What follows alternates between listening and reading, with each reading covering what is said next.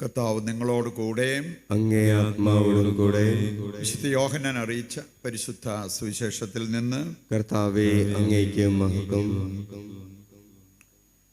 അധ്യായം 6:30 മുതലുള്ള തിരുവചന ഭാഗം.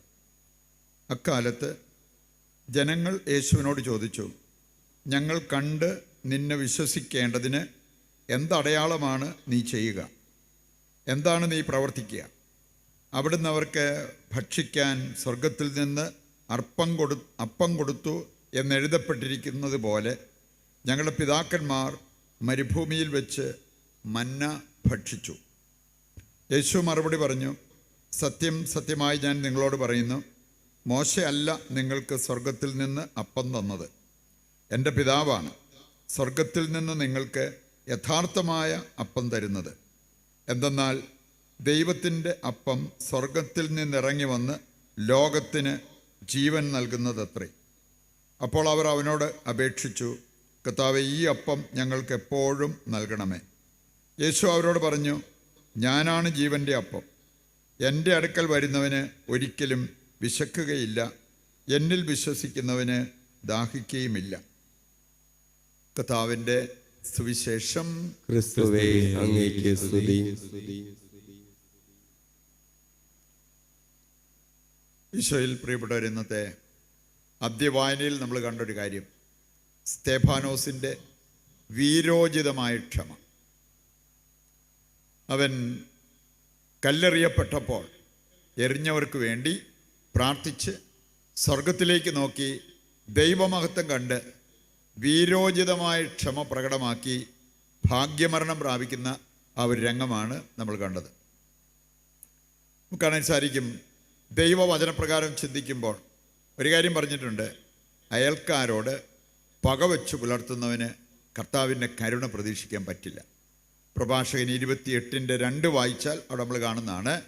അപ്പോൾ ഈ പക, വിദ്വേഷം, വാശി, വൈരാഗ്യം ഇങ്ങനെയുള്ള കാര്യങ്ങൾ ഹൃദയത്തിൽ വെക്കുന്നവർ, അല്ലെങ്കിൽ ജീവിതത്തിൽ അതിന് സ്ഥാനം നൽകപ്പെട്ടിട്ടുണ്ടെങ്കിൽ കർത്താവിൻ്റെ കരുണ പ്രതീക്ഷിക്കാൻ പറ്റില്ല. ഹൃദയപൂർവ്വം ക്ഷമിക്കുക എന്നുള്ളത് നമ്മുടെ ആവശ്യമാണ്. നമുക്കറിയാം, സ്തേഫാനോസൊക്കെ മോഡലാക്കിയത് യേശുക്രിസ്തുവിനെ തന്നെയാണ്. അത് നമ്മൾ കാണുന്നുണ്ട്. ലൂക്കാ 23:34 വായിച്ചു കഴിഞ്ഞാൽ കുരിശെ കിടന്ന് കുരിശിലേറ്റിയവർക്ക് വേണ്ടി അവരോട് ക്ഷമിച്ച് പ്രാർത്ഥിക്കുന്ന യേശുവിനെ കാണാൻ പറ്റും. ഈ യേശുവാണ് പലർക്കും മാതൃകയായി മാറിയത്. ആരെങ്കിലും വീരോചിതമായ ക്ഷമ കാണിച്ചിട്ടുണ്ടെങ്കിൽ. നമുക്കറിയാം, പരിശുദ്ധ അമ്മയെ അലങ്കരിച്ച് 10 ദൈവിക പുണ്യങ്ങളിൽ ഒന്നാണ് വീരോചിതമായ ക്ഷമ. ഇത് ദൈവമക്കളായ നമ്മുടെ ജീവിതത്തിൻ്റെ ഭാഗമായിട്ട് മാറേണ്ട ഒരു കാര്യമാണെന്ന് കർത്താവിൻ്റെ വചനം നമ്മെ കൃത്യമായിട്ട് പഠിപ്പിക്കുന്നുണ്ട്. അപ്പം അങ്ങനെയുള്ളിടത്ത് വാശി, വൈരാഗ്യം, പ്രതികാര ചിന്തകൾ മനസ്സിൽ വെച്ച് പുലർത്തുന്നത് ക്രിസ്ത്യാനിക്ക് ഭൂഷണമല്ല എന്ന കാര്യം നമ്മൾ തിരിച്ചറിയണം. രണ്ടാമതൊരു കാര്യം, ഹൃദയപൂർവ്വം നമ്മൾ ക്ഷമിക്കുമ്പോഴാണ് ദൈവത്തിൻ്റെ ക്ഷമയ്ക്ക് നമ്മൾ അർഹരാകുന്നത്. ഹൃദയപൂർവ്വം ക്ഷമിക്കുമ്പോഴാണ് നമ്മുടെ പ്രാർത്ഥന ഫലസമുദായകമാകുന്നത്, ബലിയർപ്പണം അർത്ഥവത്താകുന്നത്. അതുകൊണ്ടാണ് മത്തായി 5:23 വായിച്ചാൽ, നിന്റെ സഹോദരൻ എന്തെങ്കിലും വിരോധം നിന്നോടുണ്ടെന്ന് നീ മനസ്സിലാക്കിയാൽ പോവുക, അവനുമായിട്ട് രമ്യതപ്പെടുക, അതിന് നീ മുൻകൈ എടുക്കുക. എന്നിട്ട് ബലി അർപ്പിക്കുമ്പോൾ നിന്റെ ബലിയർപ്പണം അർത്ഥവത്താവും. നമ്മൾ ഈ കുർബാന അർപ്പിക്കുന്നത് അർത്ഥവത്താകുന്നില്ലെങ്കിൽ, പ്രാർത്ഥിക്കുന്നത് ഫലപ്രദമാകുന്നില്ലെങ്കിൽ കുറച്ച് കഴിയുമ്പോൾ നമുക്ക് അതിനോടൊക്കെ അരോചകമായിട്ട് തോന്നും. അതല്ലെങ്കിൽ അതിനോട് ഒരു താല്പര്യമില്ലാത്ത അവസ്ഥ വരാം. ഇനി എന്തുകൊണ്ടാണ് ഇതൊക്കെ ഫലസമുദായകമാകാത്തത്? കർത്താവ് കൃത്യമായിട്ട് നമ്മളെ പഠിപ്പിക്കുന്നുണ്ട്. മൂന്നാമത്തെ കാര്യമാണ് വീരോചിതമായ ക്ഷമ. അത് കർത്താവ് നമ്മെ പഠിപ്പിച്ച കാര്യം. സ്തേഫാനോസിൻ്റെ ജീവിതത്തിലേക്ക് നമ്മൾ നോക്കിയാൽ നമ്മൾ കാണുന്ന കാര്യം പഴയ നിയമത്തിലുണ്ട്. 1 സാമുവേൽ 24-26 അധ്യായങ്ങൾ. ഈ 2 അധ്യായങ്ങൾ വായിക്കുമ്പോൾ നമ്മൾ കാണുന്നത്, ദാവീദിനെ കൊല്ലാൻ ഒരവസരം നോക്കി നടന്ന സാവൂൾ. ഈ സാവൂളിനെ കൊല്ലാൻ സുവർണ അവസരം കൈവന്നിട്ടും കൊല്ലാൻ പോയിട്ട് അവനെ ഒന്ന് തല്ലുകയോ ഒന്ന് പോറലേൽപ്പിക്കുക പോലും ചെയ്തില്ല. അതുപോലെ വീരോചിതമായ ക്ഷമ കാണിച്ച ഒരു വ്യക്തിയാണ് ദാവീദ് എന്ന് നമുക്ക് കാണാൻ സാധിക്കും.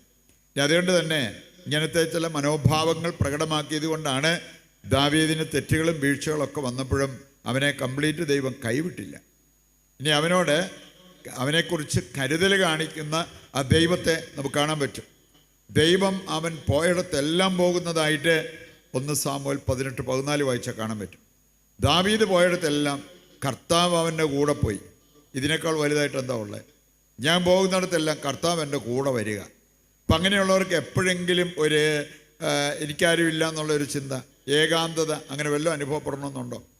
3 വർഷക്കാലം സുബിയാക്കോ പർവ്വതത്തിൻ്റെ മുകളിൽ കയറി ഒരു ഗുഹയ്ക്കകത്തിരുന്ന് പ്രാർത്ഥിച്ച വ്യക്തിയാണ് വിശുദ്ധ ബെനഡിക്റ്റൈൻ. കുരിശും കാശരും ഒക്കെ എല്ലാവർക്കും ഇഷ്ടമാണ്. പക്ഷേ ഈ മനുഷ്യൻ പ്രാർത്ഥിച്ചതുപോലെ പ്രാർത്ഥിക്കാൻ എത്ര പേര് തയ്യാറാകും? ഇവിടെ നമ്മൾ കാണുകയാണ് 3 വർഷക്കാലം അങ്ങനെ ഇരുന്ന് പ്രാർത്ഥിച്ചിട്ട് ആ മനുഷ്യന് ഏകാന്തത അനുഭവപ്പെട്ടില്ല. കാരണം കർത്താവിൻ്റെ സാന്നിധ്യം അനുഭവിക്കുവാനും അവൻ്റെ പ്രാർത്ഥനയിൽ ദൈവം അവൻ്റെ കൂടെയുള്ളത് അവന് തിരിച്ചറിയാൻ പറ്റും. ഇങ്ങനെയുള്ള കാര്യങ്ങളാണ് ശരിക്കും നമ്മുടെ ജീവിതത്തെ അർത്ഥപൂർണമാക്കുന്നത്. അതിന് വളരെ ആവശ്യമായിട്ടുള്ളൊരു കാര്യമാണ് വീരോചിതമായ ക്ഷമ എന്നുള്ളത്. നാം തിരിച്ചറിയേണ്ട ഒരു കാര്യമാണ്. ഇപ്രകാരമൊക്കെ നമുക്ക് ജീവിക്കാൻ പറ്റണമെങ്കിൽ അതിനാവശ്യമായിട്ടുള്ള കാര്യങ്ങളാണ് ഇന്നത്തെ സുവിശേഷ ഭാഗം നമ്മളെ പഠിപ്പിക്കുക. യോഹന്നാന്റെ സുവിശേഷം 6-ാം അധ്യായത്തിൻ്റെ ഒരു ഭാഗമാണ് നമ്മൾ കണ്ടത്. ഇനി അവിടെ അവർ പറഞ്ഞുകൊണ്ടിരുന്ന ഒരു കാര്യമുണ്ട്, ഞങ്ങളുടെ പിതാക്കന്മാർക്ക് മന്ന കിട്ടി, അത് അവർ ഭക്ഷിച്ചു. ഇനി ഇതുപോലെ എന്തെങ്കിലും ഞങ്ങൾക്ക് വേണ്ടി ചെയ്യുക. മന്ന എന്തിനു വേണ്ടിയുള്ളതാണ്? മന്ന നമ്മുടെ ശരീരത്തിന് വേണ്ടിയുള്ളതാണ്, വിശപ്പടക്കാൻ വേണ്ടിയുള്ളതാണ്. ഇനി അവിടെ കർത്താവ് പറഞ്ഞൊരു കാര്യം, ശരിക്കും നിങ്ങൾക്ക് ഭക്ഷണം തരുന്നത് സ്വർഗസ്ഥനായ എൻ്റെ പിതാവാണ്. അതേതാ ഭക്ഷണം? ആ ഭക്ഷണം കഴിച്ചാൽ നിങ്ങളുടെ ആത്മാവ് ജീവിക്കും. ആത്മീയ ഭോജ്യം, അതാണ് നമുക്ക് പ്രധാനപ്പെട്ടത്. ശരീരത്തിൻ്റെ ഭക്ഷണത്തെക്കാൾ പ്രധാനപ്പെട്ടതാണ് ആത്മാവിന് ഭക്ഷണം കൊടുക്കുന്നത്. ദിവസം 4-5 നേരമൊക്കെ നമ്മൾ ഭക്ഷണം കഴിച്ചിട്ട്, ശരീരത്തിനുള്ള ഭക്ഷണം കഴിച്ചിട്ട് നമ്മൾ ഇരുന്ന് ഒരു 5 മിനിറ്റ് അല്ലെ 10 മിനിറ്റെങ്കിലും ബൈബിൾ വായിക്കുന്നില്ലെങ്കിൽ എൻ്റെ പ്രിയപ്പെട്ടവർ എന്ത് ന്യായീകരണം നമുക്കുള്ളത്? കാരണം കർത്താവ് കൃത്യമായിട്ട് പഠിപ്പിച്ചൊരു കാര്യമാണ്. മത്തായി 4:4 വായിച്ചാൽ മതി. മനുഷ്യൻ ജീവിക്കേണ്ടത് അപ്പം കൊണ്ട് മാത്രമല്ല ദൈവത്തിൻ്റെ വചനം കൊണ്ടാണ്. പറയുണ്ട് നമ്മുടെ ആത്മാവിന് ഭക്ഷണം നൽകാനുള്ള കടപ്പാട് നമുക്കുണ്ട്. അതല്ലെങ്കിൽ ആത്മാവ് ഉന്മേഷമുള്ള ഒരവസ്ഥയിൽ മുമ്പോട്ട് പോകത്തില്ല. പറയുണ്ട് ഈ ശരീരത്തിന് കൊടുക്കുന്ന ഭക്ഷണത്തെക്കാൾ പ്രധാനപ്പെട്ടതാണ് ആത്മാവിന് കൊടുക്കുന്ന ഭക്ഷണം, നിത്യജീവനിലേക്ക് നമ്മളെ നയിക്കുന്ന ദൈവം നൽകുന്ന ഭക്ഷണം എന്നുള്ളത് നാം തിരിച്ചറിയേണ്ട കാര്യമുണ്ട്. എന്നിട്ട് കർത്താവ് പറഞ്ഞ ഒരു കാര്യമാണ്, ആ അപ്പം ഞാൻ തന്നെയാണ് എന്ന് പറഞ്ഞാൽ യേശുവിനോട് ഐക്യപ്പെട്ട് വിശുദ്ധ ജീവിതം നയിക്കാനായിട്ട് നമുക്ക് സാധിക്കണം. അതിലേക്ക് വിളിക്കപ്പെട്ടവരാണ് നമ്മൾ ഓരോരുത്തരും. യോഹന്നാന്റെ സുവിശേഷം 4-ാം അധ്യായം വായിക്കുമ്പോൾ ഇതുപോലെ മറ്റൊരു രംഗം കാണാൻ പറ്റും. സമറിയാക്കാരി സ്ത്രീ, ഇനി അവളുമായിട്ടുള്ള സംഭാഷണത്തിൽ കർത്താവ് സൂചിപ്പിച്ച ഒരു കാര്യം, ഞാൻ തരുന്നൊരു വെള്ളമുണ്ട്, ആ വെള്ളം കുടിച്ചാൽ നിനക്ക് ദാഹിക്കില്ല. ഉടനെ അതിൻ്റെ തലയ്ക്കകത്തൂടെ പോയത്, ഇത് കിട്ടുവാണെങ്കിൽ ഇനി കഷ്ടപ്പെട്ട് വെള്ളം കോരേണ്ട കാര്യമില്ലല്ലോ, കർത്താവേ അത് ഒരു ഗ്ലാസ് തരാവോ?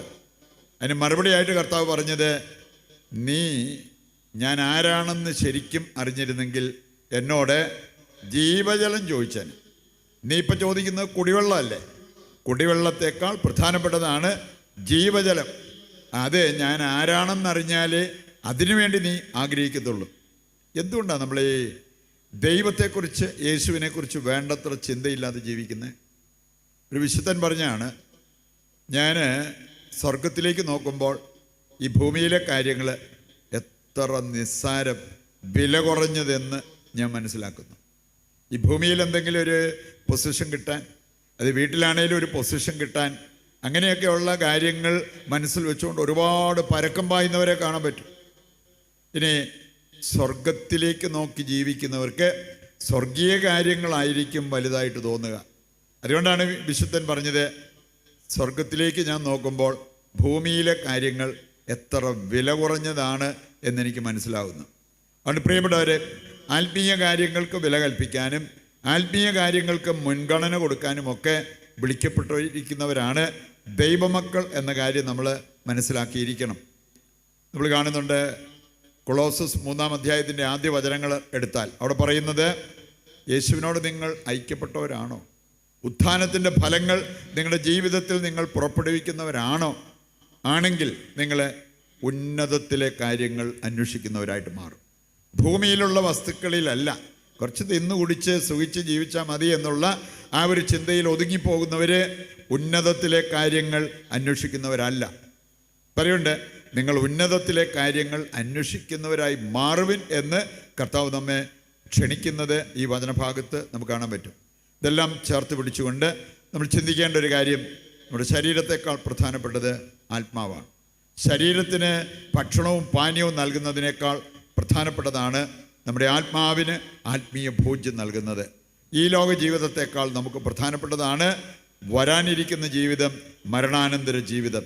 ഇങ്ങനെയുള്ള കാര്യങ്ങൾ മനസ്സിലാക്കി അത് ഹൃദയത്തിലേറ്റി അതിനനുസരിച്ച് അനുദിനം ജീവിക്കുവാൻ വേണ്ട കൃപയ്ക്കും അനുഗ്രഹത്തിനുമായിട്ട് ഇന്നത്തെ ബലിയിൽ ദൈവത്തോട് നമുക്ക് പ്രത്യേകം പ്രാർത്ഥിക്കുകയും ചെയ്യാം.